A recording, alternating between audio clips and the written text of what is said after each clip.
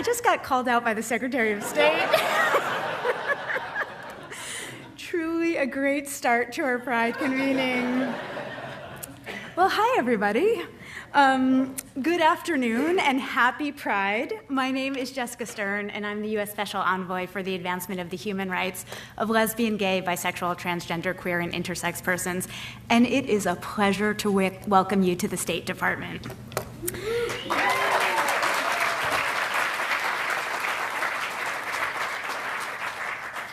All right, I'm going to kick it off with some housekeeping notes, and then I'm going to offer you some brief remarks. So first of all, I'm going to let you know what the agenda is today. After I speak, we have the great pleasure of hearing from Secretary Blinken. Then we will have a fireside chat with Ambassador Katherine Tai, the U.S. Trade Representative. Following Katherine Tai, we will hear from Ambassador Linda Thomas-Greenfield, the U.S. Representative to the United Nations, and then we will have a break to absorb it all. Following the break, we will hear from Counselor Clinton White from USAID, and then we'll go into our first panel. Then we have the pleasure of hearing from Ambassador Eric Garcetti, our ambassador to India. Then we will have another break, and then we will round it out with the second panel, and finally closing remarks by our Undersecretary, Uzra Zaya. How does that sound?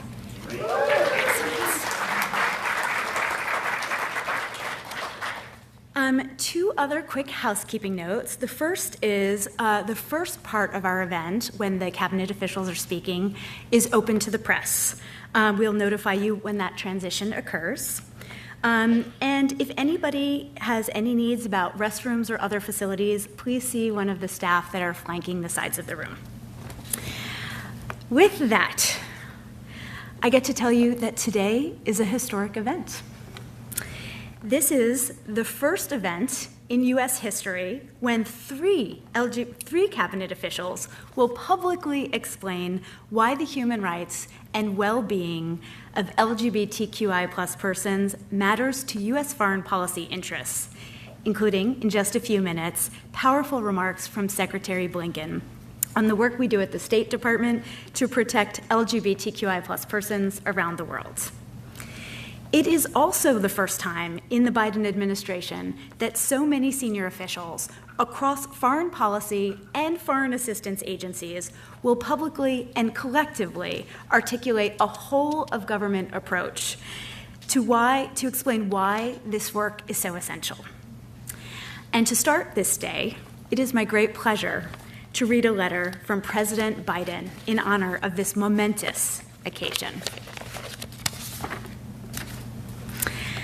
I send my warmest greetings to everyone gathered for the State Department's convening on U.S. foreign policy, national security, inclusive development, and the human rights of LGBTQI plus persons.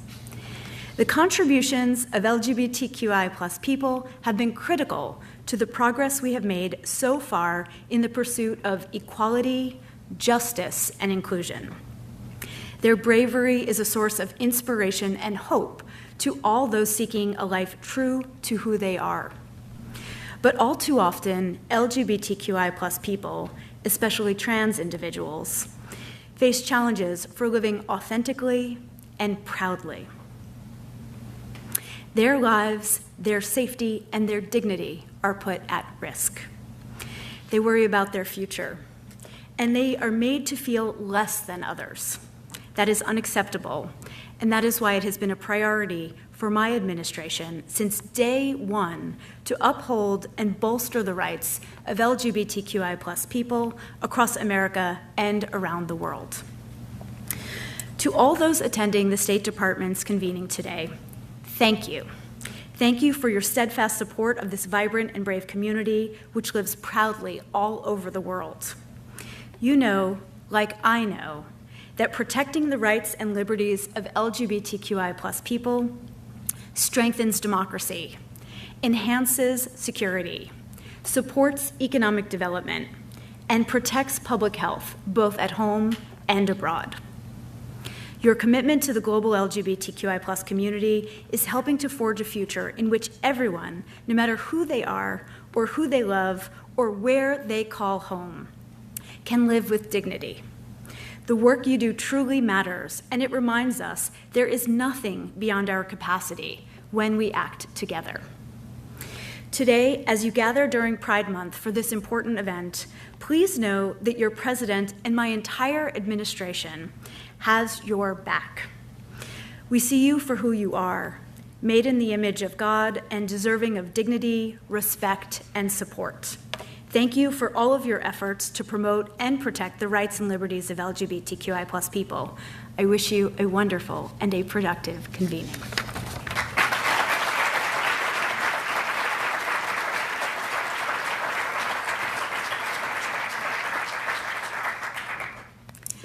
Since I became Special Envoy 3+ years ago, I've met thousands of LGBTQI+ human rights defenders and hundreds of civil society organizations. And across countries and themes, one request has persisted: that the United States use its role as a world leader to counter discrimination and violence against LGBTQI+ persons. Today's forum answers that question by bringing together leading U.S. policymakers and decision makers to help probe these essential issues and ask what we all can do. We've convened this discussion to answer a fundamental question about good governance and foreign policy. How do we protect the most vulnerable? This is especially important in a time of enormous transformations for LGBTQI+ people, a time when backlash and progress seem to coexist. Here are 3 themes to look for this afternoon. First, LGBTQI+ issues are not only relevant to human rights debates, to gender equality, or to public health programming for key populations. LGBTQI+ issues intersect with every foreign policy priority of the U.S. government, from national security to inclusive development to public health, countering terrorism, and countering corruption. Second, we are living through a global backlash against equality for LGBTQI+ persons. In the past year, my office has tracked anti-LGBTQI+ bills in every region of the world. Every day, we are contacted by LGBTQI+ people who fear violence and persecution. The backlash against the fragile successes of the global LGBTQI+ movement is undermining equality for all. And third, this backlash undermines good governance, democracy, prosperity, and equality worldwide. We often say that LGBTQI+ people are a canary in the coal mine, but it's worth repeating. When we see politicians or special interest groups target LGBTQI+ persons, the human rights of all suffer and everybody loses. To segue, I want to tell you about something that we're launching today. We cannot simply talk about the world today with also talking about actions that we have to take to change trajectories towards justice and equality. President Biden directed foreign affairs agencies to do just that in one of his very first actions as president. Today, I am pleased to announce the release of the progress report on implementing the Presidential Memorandum on Advancing the Human Rights of LGBTQI+ persons around the world. It highlights the U.S. government's efforts to protect human rights, public health, economic opportunities, and security of LGBTQI+ persons in 2023. Please read the report when it goes live this afternoon and share with us your ideas about how we can do even more this year. As I conclude, I'd like to share with you my hopes for today. First, I hope that we end today with a fuller understanding of the areas in which governments and civil society are making progress for LGBTQI+ equality and where we require more effort. Second, I hope we will be humble because the U.S. and we all have so much to learn. And perhaps most importantly, I hope we will make a compelling case for inclusion and justice year-round and not just during June. And now, it is my great pleasure to welcome Secretary Blinken to the podium to begin our series of discussions. Thank you for joining us, and let's get to work.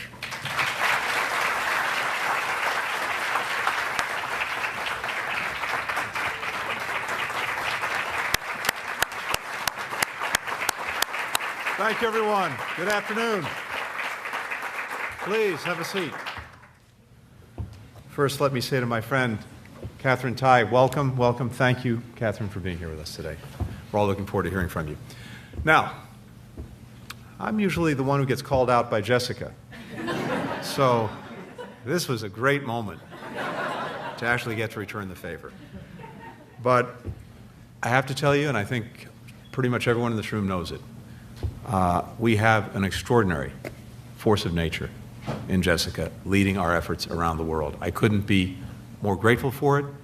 The difference that she and her team are making every day in ways big and small is incredibly powerful, and I get a chance to see that up close, and you'll be hearing more about that through the course of this afternoon. But Jessica, to you, to the entire team, thank you, thank you, thank you.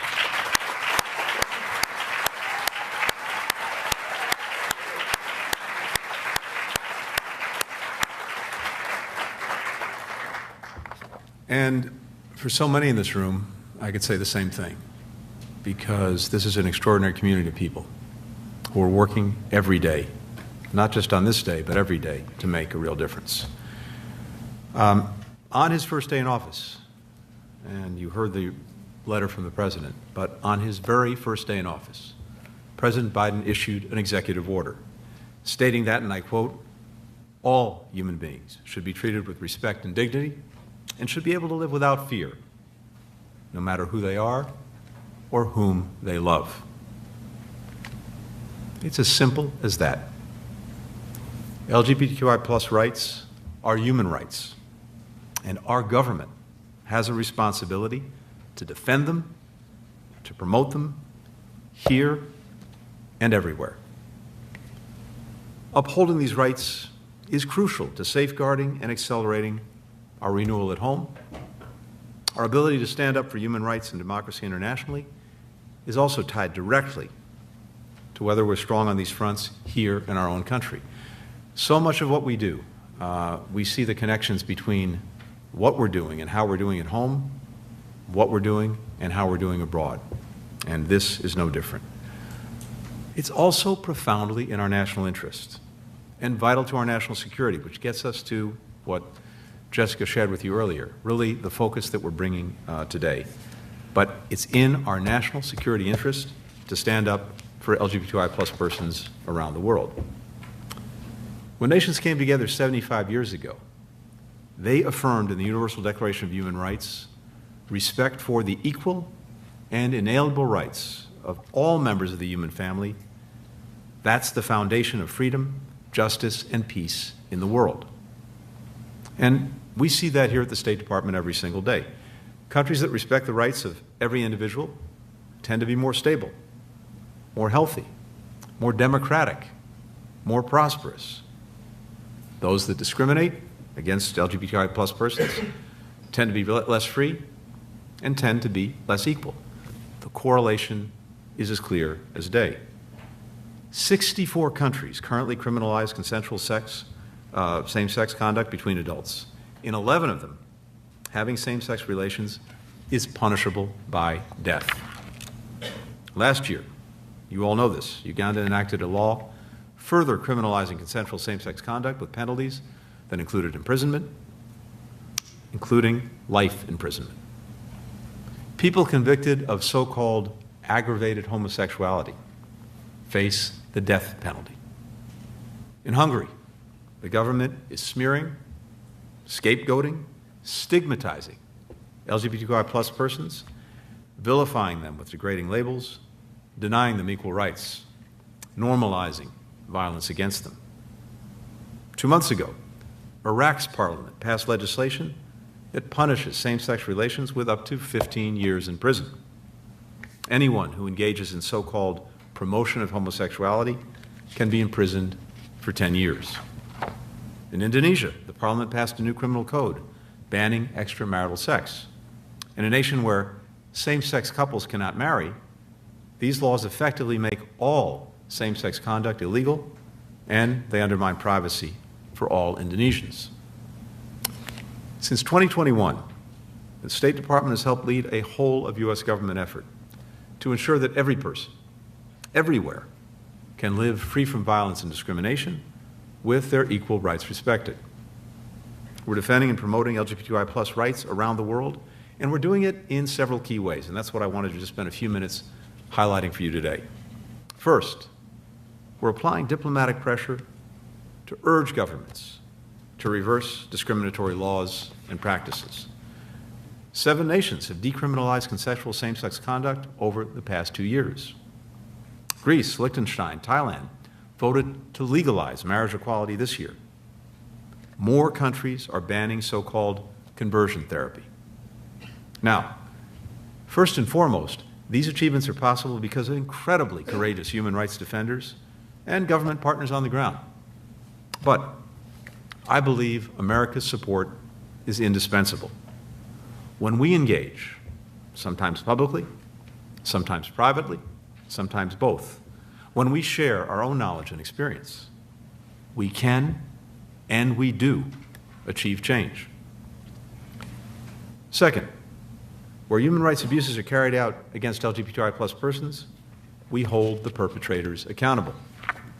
When Uganda enacted its Anti-Homosexuality Act, we redirected U.S. government assistance so that it doesn't go to those carrying out this abusive policy, while at the same time increasing aid to Ugandan people who need it more than ever before in the LGBTQI+ community.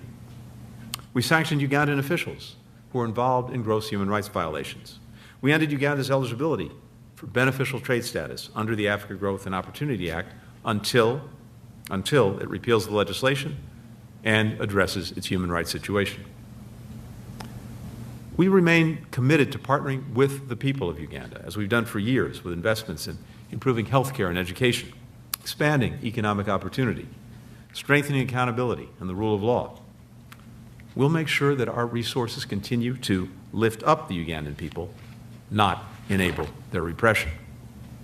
Third, we're increasing protections for vulnerable LGBTQI+ persons, and we're doing that again around the world. We've expanded access here in the United States to the refugee admissions program. We've got new options like NGO referrals and sponsorship by individuals and organizations. And we're also providing financial and settlement support. We've increased access to mental and physical health services for refugees, including from the LGBTQI+ community. We strengthened training for refugees and asylum officers to better serve those communities, precisely at a time when this community is increasingly vulnerable. It's important, urgent, that we step up to provide the support, the help, the assistance that we can, and to do that in a very deliberate way. We're also strongly supporting LGBTQI+ human rights organizations, and we're doing it on the ground, where every single day these organizations are acting at tremendous risk and showing through their actions what can actually be accomplished. We're proud to administer the Global Equality Fund. This provides essential aid to the work of groups in more than 100 countries around the world. Finally, we're doubling down on our efforts to bring LGBTQI+ rights and perspectives to the fore in multilateral and regional organizations. For example, in the UN Human Rights Council, we brought our strong support to the first ever UN resolution to condemn and combat discrimination against and violence against intersex persons. 47 countries from every part of the world actually co-sponsored the resolution. The Council adopted it in April without a single no vote. That result is actually the product of roll-up-your-sleeves diplomacy that our team engaged in Geneva, and I'm very proud that we got it. Today, I'm announcing that the United States is updating our own interpretation of the International Convening on Civil and Political Rights. This is one of the key treaties committing nations to upholding universal rights. That means that starting from now, the United States considers sexual orientation and gender identity as covered by this treaty.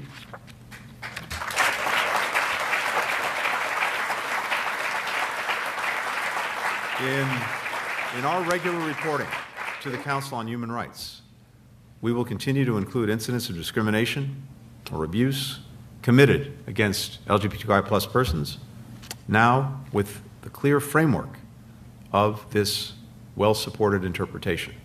That will further empower our efforts.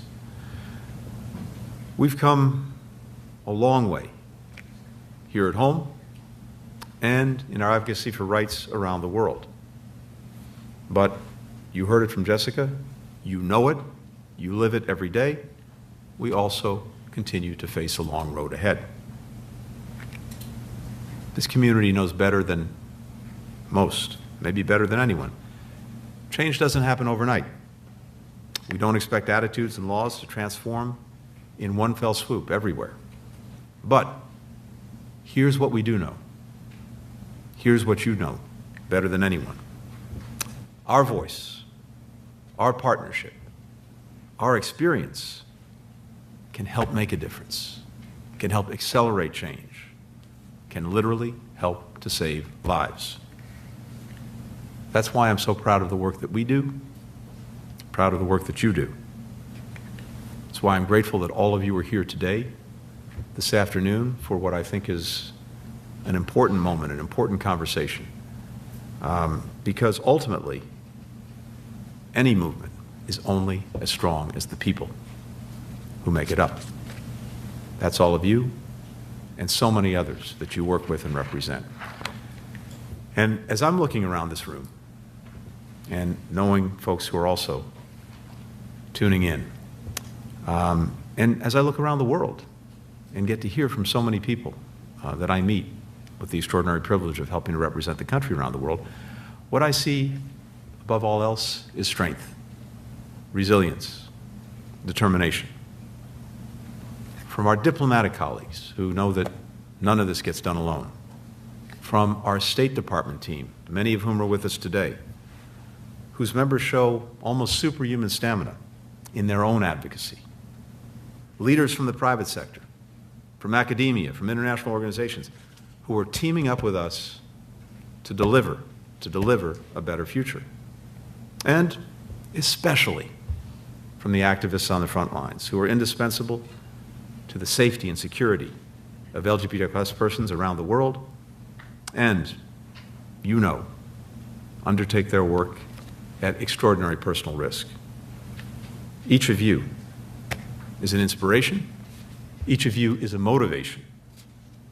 Each of you, in so many ways, is our conscience.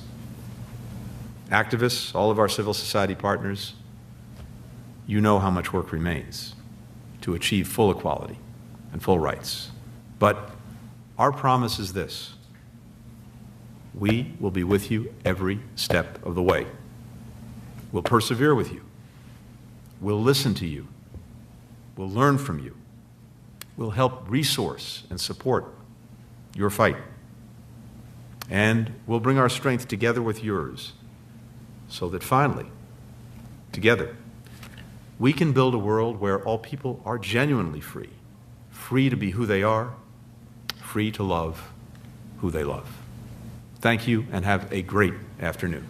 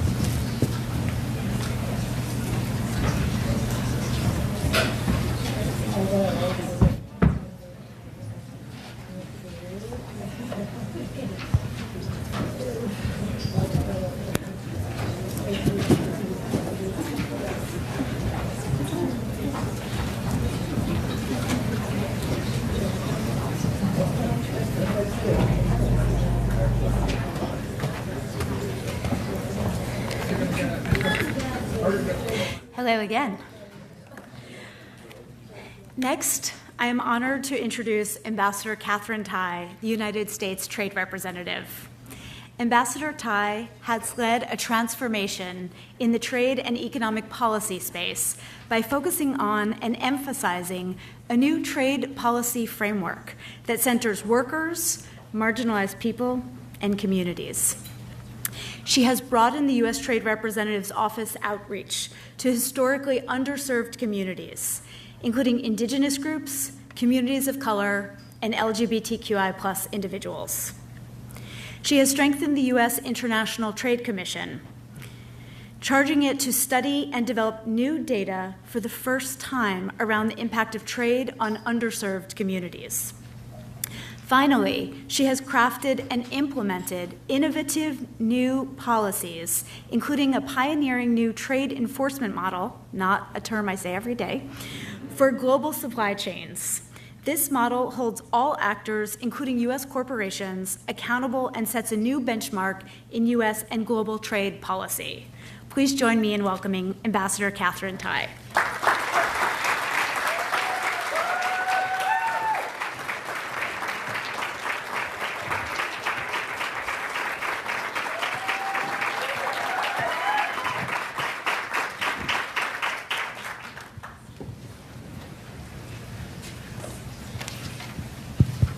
Can you hear me? Ambassador Tai, I think you have some fans in the audience. Oh my gosh, what an honor to be here with all of you. Excellent. Ambassador Tai, you are the President's principal trade advisor, negotiator, and spokesperson on trade issues around the world. I want to recognize that at the outset of our conversation, and that your presence in today's convening it's remarkable, actually, because historically, talking about trade policy in LGBTQI policy conversations has not been central, and I would say this is probably a first.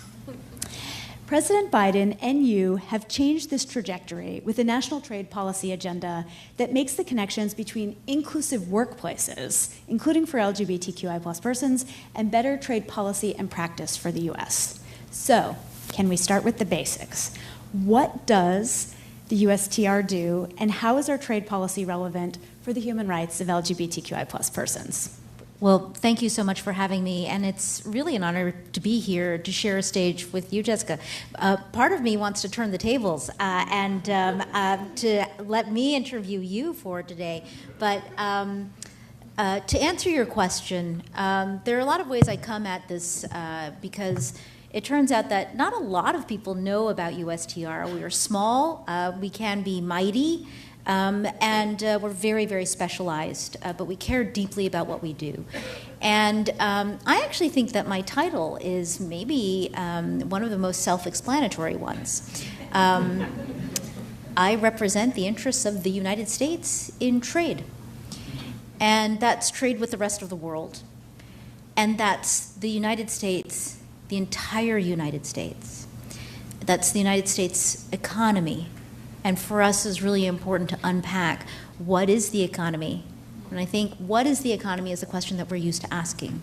But I think it really misses the most important point, which is who is the economy? And the answer to that is our economy is made up of our people.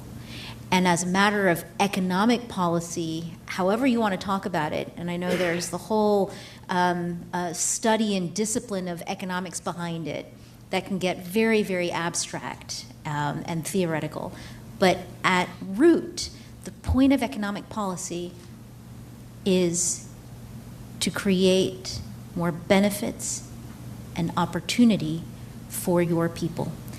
And so a lot of what we're doing at USTR, under President Biden's charge to lead a new kind of U.S. trade policy, one that puts workers at the center, is to really keep reminding ourselves that what we are trying to do in trade policy, whether they are negotiations, enforcement matters, they are dialogues, they're participating in forums like the World Trade Organization, the G20, the G7, APEC, something that I do with Tony,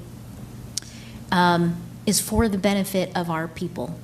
And it's through that lens, then, that you start to examine, and it becomes really relevant, this question of who are your people? And I think it's really self-evident. You are our people. Our people are our people. And that includes all of the people in our society, in our economy, who feel like they aren't seen, who feel like they aren't heard, who feel like somehow the power imbalance is in favor of other people.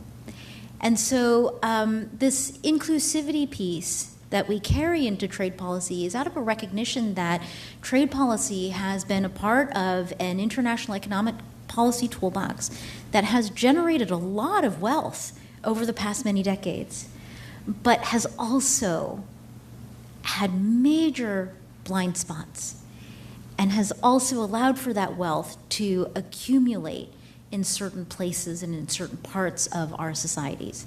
So I'm really delighted to be here because it means that you, Special Envoy, you at the State Department see us as USTR small, very good at the one thing that we do, and you see the change that we're trying to bring, which was to take a trade, economic policy, and also foreign policy conversation and to bring it back to first principles, which is who should benefit from our economic policies, our people. And I think since I'm here in the House of the State Department and American foreign policy, who should benefit from our foreign policy and our national security policies, again, it comes back to basics, it's our people. Feel free to give that a round of applause.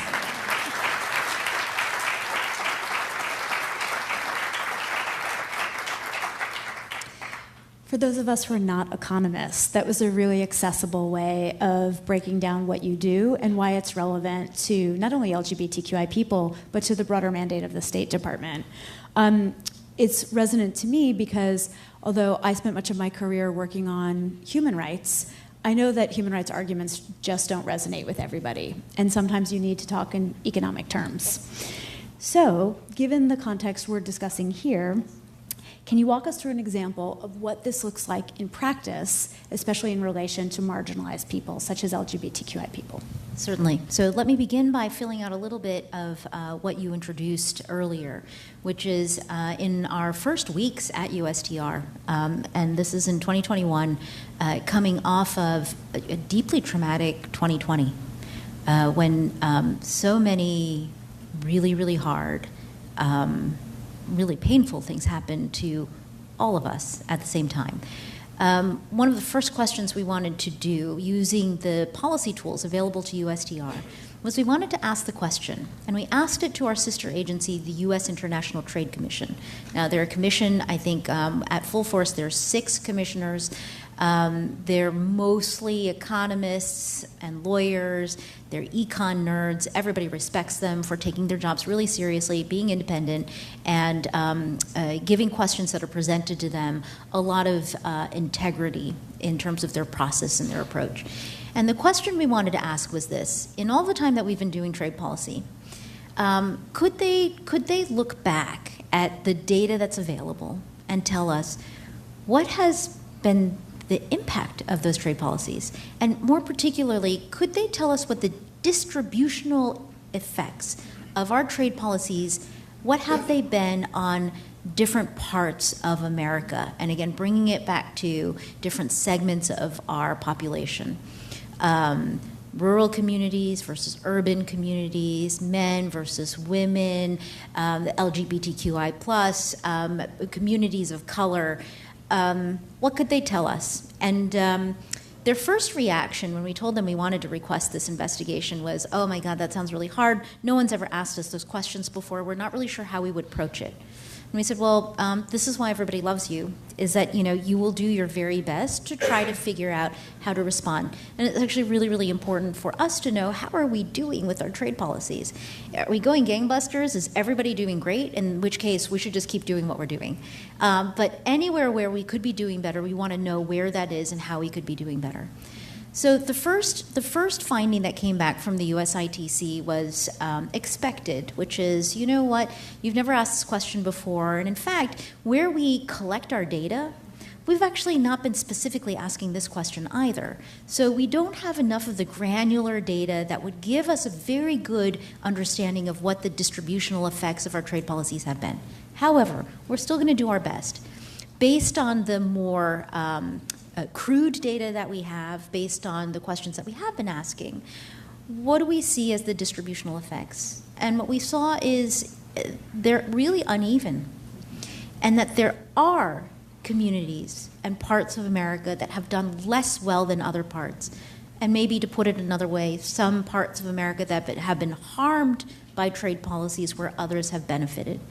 And in the initial assessment, it was women, communities of color, non-college educated white men. And I think that reinforced a feeling that we already had that broke along these lines in terms of explaining why support for U.S. trade policies was weaker in certain parts of America than in other parts of America. So that gave us the confidence then to say we need to be doing this differently. We need to be doing it being trade policy with an eye to more inclusive benefits, which starts with a more inclusive process. And through all of this, the conversation around different communities that we need to be paying attention to because of where they sit in American society and culture, where they sit in the economy, the LGBTQI plus community, absolutely, the disability community, women, rural communities, all are vulnerable in a way to being left out or forgotten or purposefully not included. Right? And so we know we need to work harder to understand what the specific challenges are that face each of these communities, because while they all share the quality of having been marginalized in some important ways, the challenges each community faces are different. So then we have to invest the time to understand what are the special characteristics of each community, the special characteristics of those barriers that the people in these communities face, to then figure out how do we link that into our trade policies, and how do we harness the power of the American economy? How do we harness the power of America as an international and foreign policy leader to cooperate with other countries and economies on more inclusive outcomes? Because it turns out that this feeling that trade and economic policies have not been inclusive enough is something that we share with almost all of our trading partners. And that's been the hook for having the conversation. And you're right. I think that first of all, LGBTQI plus persons' rights in economic realms is just a core moral issue.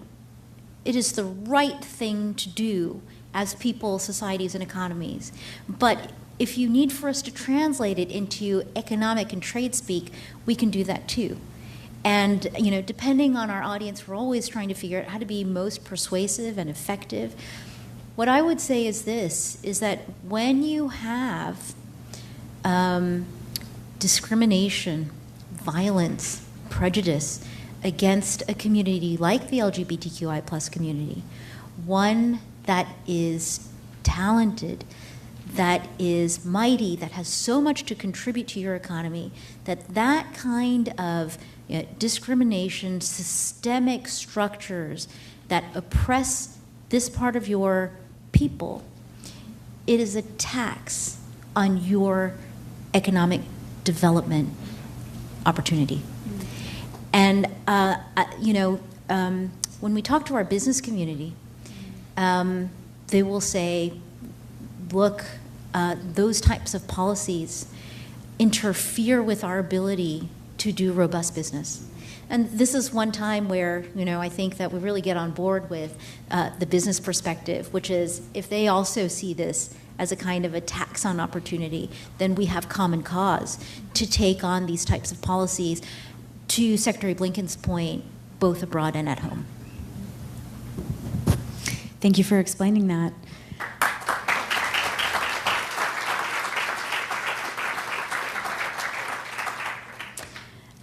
I just want to say, as a model, I really appreciate what you've outlined for us, which is that you were uncertain about the concrete impacts of U.S. trade policy. So you went looking for data to answer fundamental questions, and when you got the answers, you started doing trade differently. That's sort of the ask that marginalized populations have everywhere, that we actually seek data to understand whether public policies reach them, and then when we find that they don't, we change our policies. So that feels like a best practice.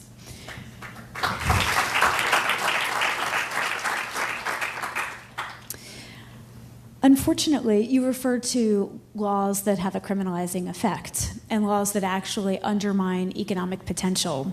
Well, we know that there are many countries around the world that are undermining LGBTQI people's ability to work and to contribute equally to the economy and to benefit from the economy as well. And so one example where USTR has had an outsized visibility, I would say, is Uganda in the response to the Anti-Homosexuality Act. And I think a lot of people in our audience today and many people watching from home are familiar with the steps that you've taken on AGOA, the African Growth and Opportunity Act. I'd like to invite you to explain the actions that you took, how you got there, and why it mattered. Great. So this is a sad story on so many levels. We knew that there is a history of this type of legislation and policy in Uganda in particular. I'm just going to talk about Uganda, but to Secretary Blinken's point and your point earlier, it's something that we're seeing all around the world, including here at home. And in the normal course of administering AGOA, which is very busy, there's an annual review process where every single AGOA beneficiary country gets reviewed for whether or not they're meeting the eligibility criteria to continue to participate, enjoy the benefits of the AGOA program. And my team came up to me and said, the legislation has actually made it across the finish line. And it was one of those moments where I thought, oh my gosh, how could this have happened? Now, I mean, we all know how it happened, right? Like step by step by step by step, it keeps moving forward. And members of the community came in with a lot of concern to talk to me about it, to brief me up on exactly how it happened. And, you know, part of my thinking at the time was, gosh, I wish that we could have turned back time and that we had tools for, and that we had raised the flag on, you know, if you continue down this path. But I didn't have the chance to do that. I am actually quite sure that our experts closer to the ground had opportunity to do it and did it along the way. But for me, I thought, well, you know, there might have been an opportunity for me to come in at the kind of ministerial level. But here we are. And then the question was, well, under AGOA, what does this mean? And I remember at the time having the conversation with the community and the stakeholders who came in to say, you know, these decisions aren't unilaterally made by USTR. They do have to reflect an administration consensus. So we were in the process of the annual reviews, and as we were canvassing the interagency that stands for the administration on this particular issue, what we found was unanimity. Right? And you don't know until you have that engagement.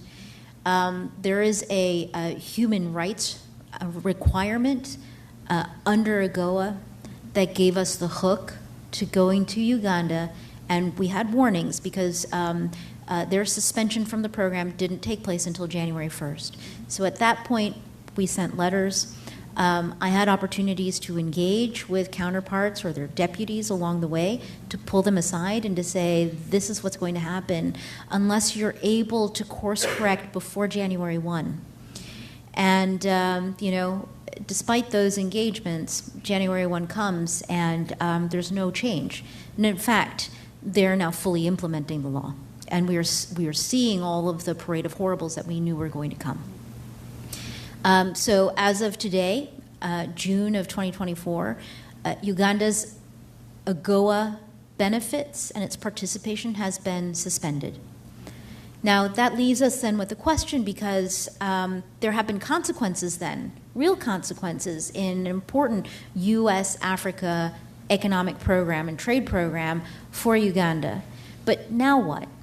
right? We see this actually across AGOA when it comes to suspending participation. The point isn't actually to kick partners out. The point is to encourage the conditions for bringing them back in. And so with Uganda, I think that the question that we have is the goal isn't to punish the country and all of its people, because by doing that, we're also punishing the people who are trying to empower and to help. And so the question is this tool on its own enough? I know it's not the only tool that we deploy. But colleagues at the State Department, at USAID, and a lot of other agencies also have ways to try to encourage Uganda to come back into the fold. But it's something that's very much on our minds, because the key point is how do we make Uganda safe again for the LGBTQI plus community there? And how do we make the case to Uganda that it is in their own best economic interest and the best interest of their economic partnership with the United States? So AGOA is a really important tool. I want to reinforce how the Biden administration's values were expressed through the decision-making in the last eligibility review cycle. And then I also just want to let you know we remain open to that conversation around how we encourage Uganda to change its policies. And I know that it is not easy and it's multifaceted, but it needs to be a conversation that we continue to have. Thank you, Ambassador.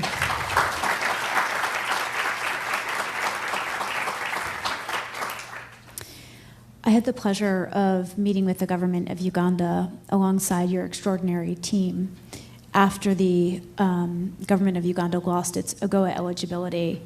And I just want to affirm what you said. It was probably one of the harder meetings I've ever done. There was no joy in removing Uganda's eligibility for AGOA status. But the framework that USTR created was actually not limited to the Anti-Homosexuality Act in Uganda, which is something that I think needs emphasis. It was actually a methodology that asked the government of Uganda to look at the broader human rights situation in Uganda and take corrective action. And within that, the AHA was specifically named. I want to go from your very holistic answer on that to a final question. I just spoke with some members of the media this morning, and I got a question that I imagine you've received many times, which is the U.S. politicizing human rights by bringing it into trade policy? And I have a feeling that this is a question you are very comfortable answering. But what I hear you saying is that as part of the trade benefits that you seek for the United States, you try to ensure that everyone is a beneficiary of the financial benefits of effective trade. And that there are certain models that USTR uses to ensure that that holds true. Could you expand on that? Absolutely, and I think you've teed it very, very nicely for me. In a program like AGOA in particular, and I think that this is a foundational program, it's a preference program. We provide our developing country partners with unilateral tariff preferences, preferential access into the U.S. market, not on all goods, but actually under AGOA. AGOA, I think, is our preference program with the largest scope in terms of the goods access into the U.S. market. We don't give these preferences away for free. We don't give them away to everybody. We choose our partners. In the case of AGOA, it's the countries of sub-Saharan Africa.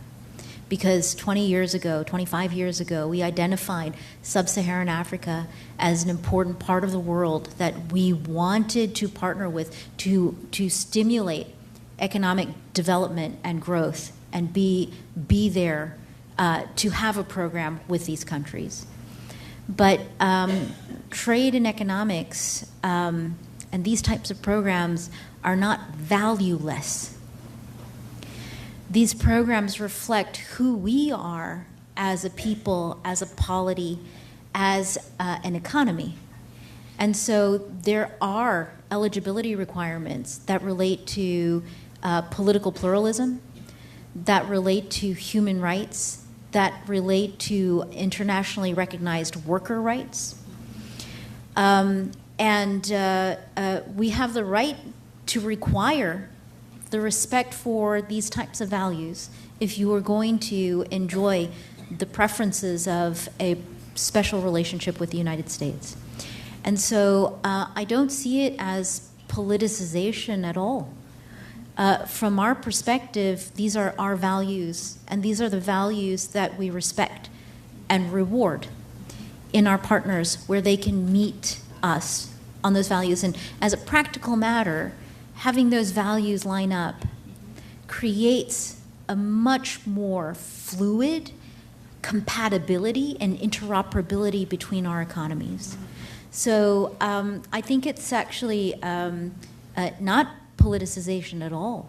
It's deeply practical, and it is about how economic programs have to reflect the values of a society.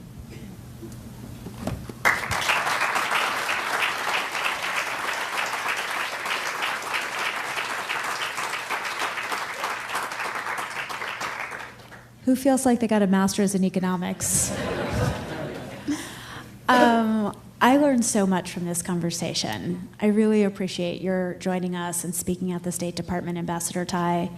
And I think I will take a number of things away from this conversation, as I imagine many of you will. But one component that we don't hear often enough is that when we use the formal terms of economic development, we should actually be asking, who are the people behind the economic development?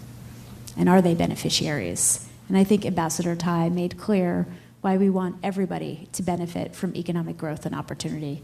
Please give her a round of applause. Thank you so much.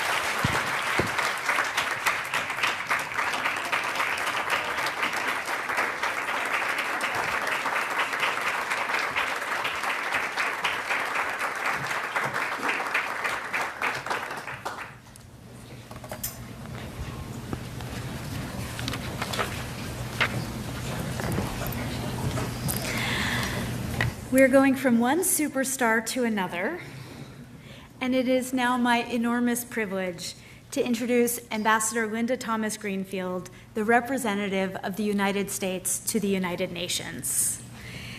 Ambassador Thomas Greenfield has a distinguished career in the Foreign Service and has been a vocal advocate for inclusion, diversity, and human rights at the United Nations.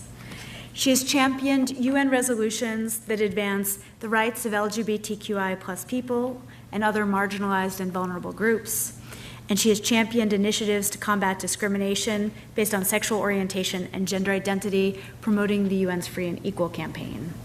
She is also a hero to many people within the State Department who see her leadership and her ethics operating every day. And I know from having worked with her team to arrange for her to be here today, how many competing priorities she had, but she insisted that she would make time for this important conversation. Ambassador, thank you so much for being here. Thank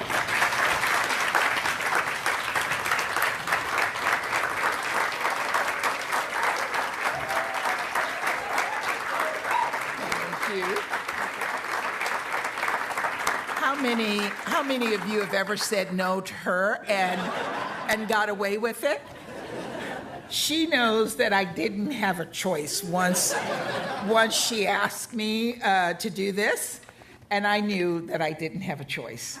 But I'm here because I want to be here, so thank you so much. Happy Pride, everyone. This is better than at USUN when we said Happy Pride and everybody just sat there and you had to rear them up. Good. Well, look, let me start by saying how delighted I am to be here with you this afternoon and to really thank you so much for your being here this afternoon. 45 years ago, just a few blocks south of where we are today, around 100,000 members of the LGBTQI community gathered on the National Mall. They hailed from across the country, around the world, and they sang songs and they offered remarks. And they, together in what would become the first national march for LGBTQI plus rights, demanded that their voices be heard. As the march continued, there was one chant that caught on. All across the mall, you could hear people saying in unison, "We are everywhere. We're everywhere," lifting up one another and lifting up all of us. To this day, the LGBTQI plus community remains everywhere. Our neighbors, our friends, family members, our teachers, our doctors, diplomats, and representatives in government, ourselves. And the fight for equal rights, equal dignity, equal protection under the law remains ubiquitous. And this is a fight. It is our fight, because for all the progress we've made, so much more remains to be done all around the world, including right here in the United States. LGBTQI plus, thank you. The LGBTQI plus people will live in fear of hate and of violence.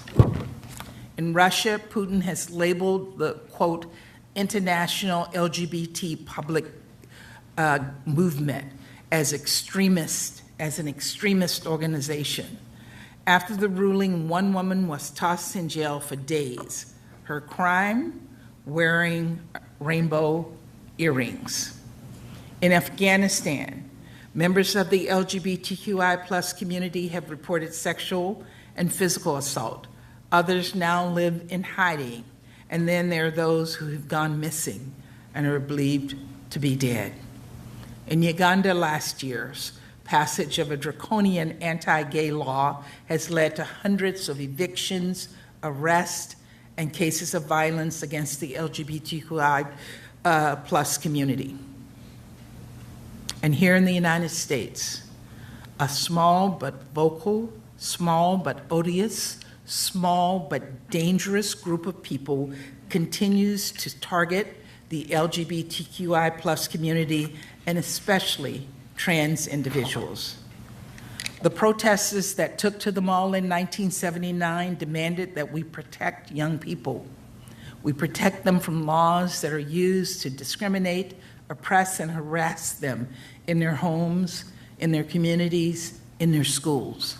And yet, all these years later, we've seen an alarming rise in hate crimes at schools, especially in states where LGBTQI plus students face restrictive laws. But despite these challenges, the LGBTQI plus community has shown remarkable bravery and resilience. And we have seen all over the world the impact of their advocacy, the impact of your advocacy. Over the past year alone, Greece and Estonia legalized same-sex marriage, while France welcomed its first gay prime minister and Latvia its first gay president. Germany passed a law allowing transgender people to more easily change their legal gender, and Dominica decriminalized consensual same-sex conduct. And just last week, and we got applause at the UN for this, Jessica, Thailand's legislature moved forward an historic bill to make the first Southeast Asian country to legalize same-sex marriage. Got to put on my glasses now.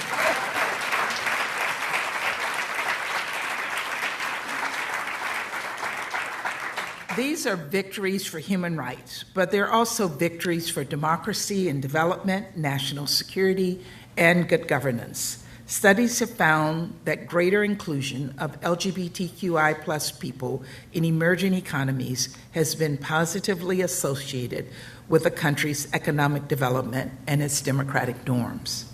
On the flip side, Human rights violations experienced by the LGBTQI plus people diminish economic output and provide a bellwether of democratic backsliding and of increased risk to other marginalized communities.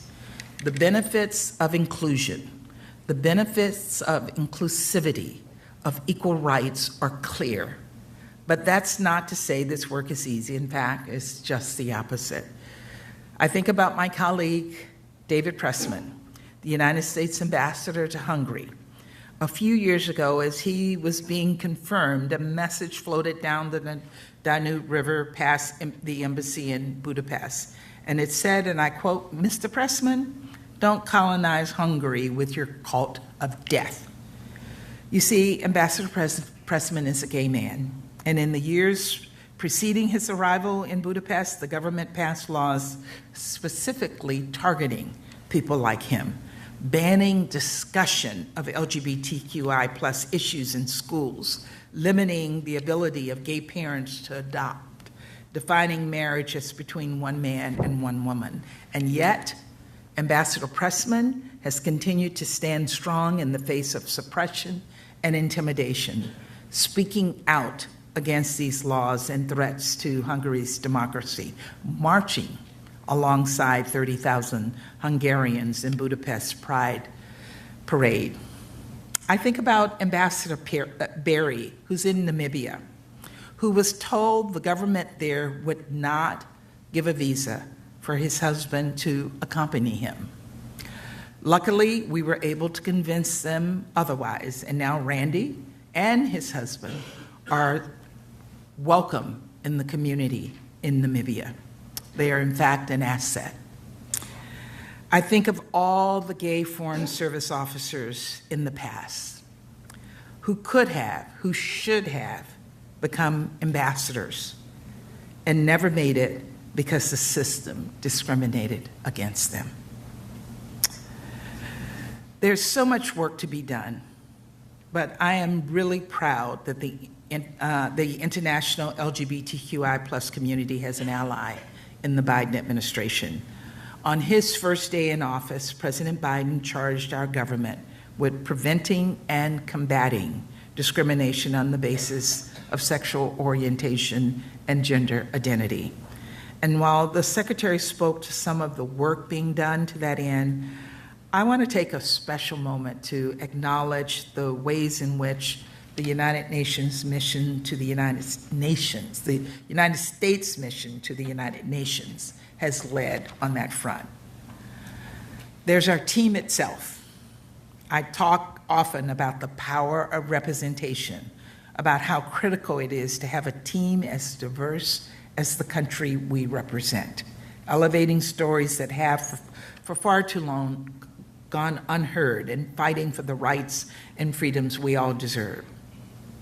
I couldn't be more proud. I couldn't be more grateful to count so many members of the LGBTQI community as colleagues and allies in this work at our mission in New York. And I want to give them a hand of applause.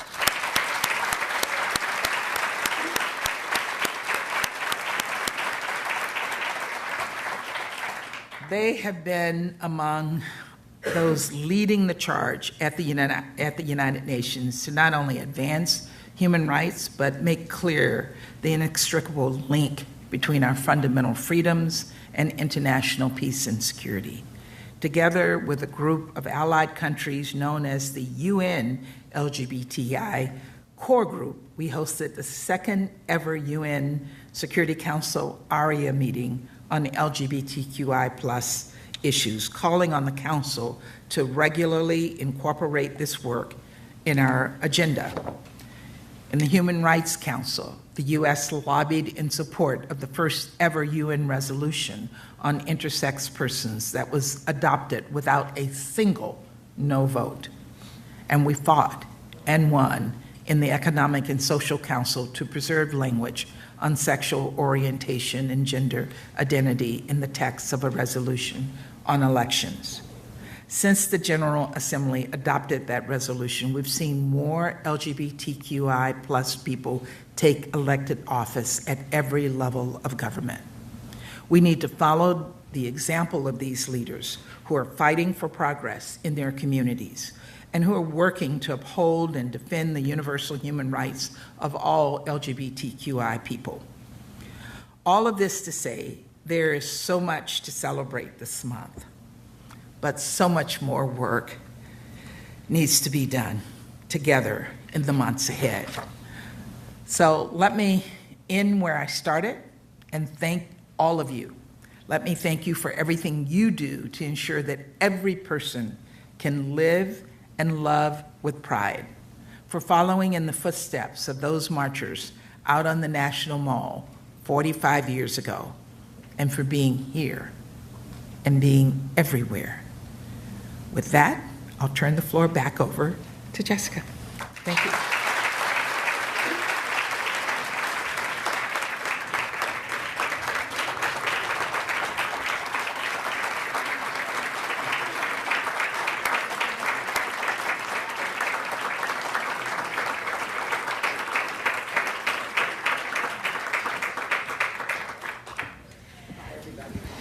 Well, you know, that was so powerful. Now we get a break to absorb it.